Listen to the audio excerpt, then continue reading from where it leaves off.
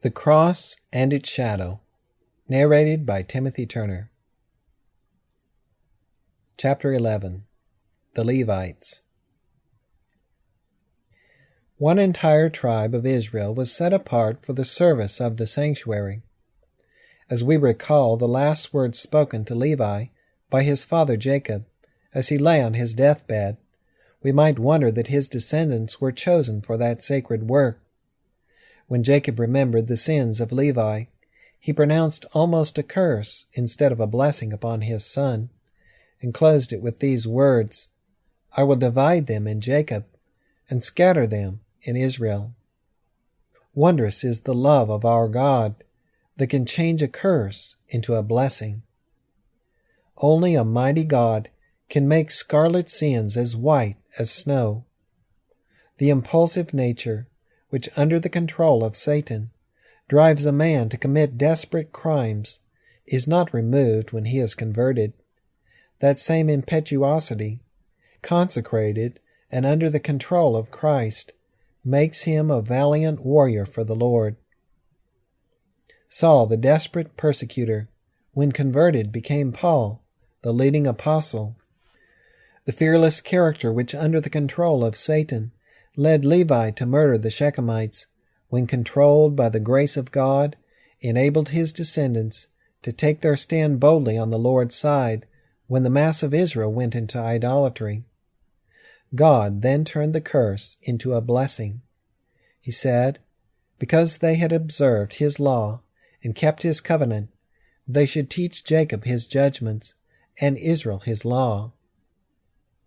In order that their influence for good might be more widely felt throughout Israel, the Lord, instead of giving them one portion of the land for their inheritance, as he had given the other tribes, appointed as their portion 48 cities scattered among all the tribes.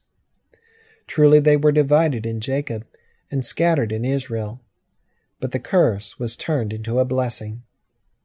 Our God is the same yesterday and today and forever. When he pronounces evil against a nation or an individual because of their wickedness, if they turn from their wrongdoing, God says he will repent of the evil he thought to do unto them, and as in the case of Levi, a blessing will come instead of the curse. The term Levite was applied to all the priests, but only the descendants of Aaron were to hold the sacred office. The remainder of the tribe were to do the service of the sanctuary, under the direction of the priests. They were not allowed to officiate at the altar of burnt offering, nor to burn incense, nor to do any of the priest's work within the veil. The Levites were to serve or minister to the priests, but the priests were to minister for the people before the Lord. The Levites were consecrated to the work of the sanctuary by the laying on of hands by the whole assembly of Israel, and then Aaron offered them before the Lord for an offering of the children of Israel. The Levites were chosen by the Lord instead of the firstborn of Israel. While journeying in the wilderness, they carried all that pertained to the tabernacle. But although they bore the sacred furniture, they were never permitted even to look upon it. After the temple was built, the Levites were assigned the work of waiting on the priests in the sanctuary service. They prepared the showbread, often led the singing, collected the tithe, and did a large amount of work in connection with the service of the Lord. In the time of David, the Levites began to serve in the sanctuary at the age of 25. At 50 years of age, they were to return from the warfare of the service.